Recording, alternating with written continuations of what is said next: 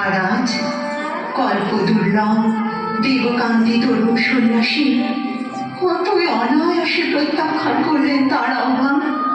দম্ভভারী নয়, উল্লাসিঞ্চিত সেই প্রত্যাখ্যান। দাসদান্ত চিন্তিত, কবে সে সময়?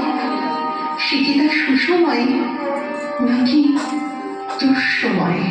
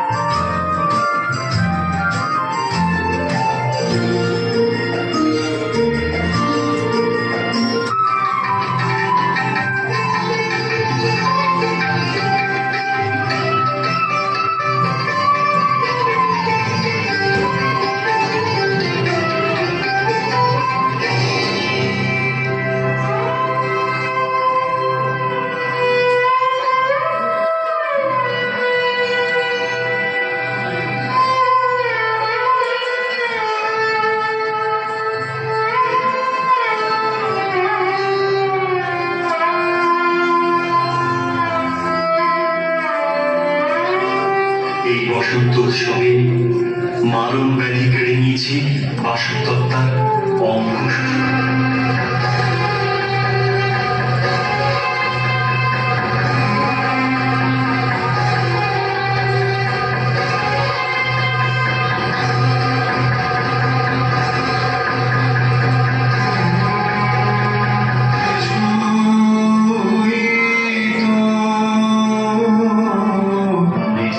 পথে জ্যোৎস্না আলোতে সন্ন্যাসী একা যাত্রী, মাথার উপরে তরুবিথিকা, কোকিল কুহরে উঠে বারবার।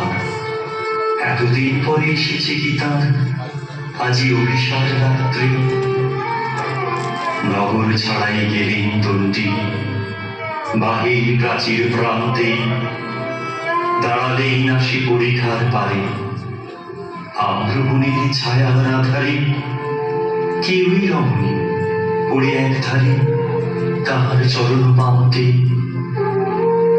নিদারুণ রোগে মারি গুটি গায়ে ফুলে গেছে তার অঙ্গ, রোগমসি ঢালা কালি তরু তার লয়ে প্রজাগণে পুরো পরীক্ষা।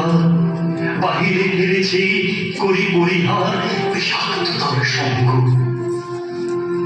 সন্ন্যাসী বসে আড়ষ্ট শিরে তুলে নিল নিজ অঙ্কে,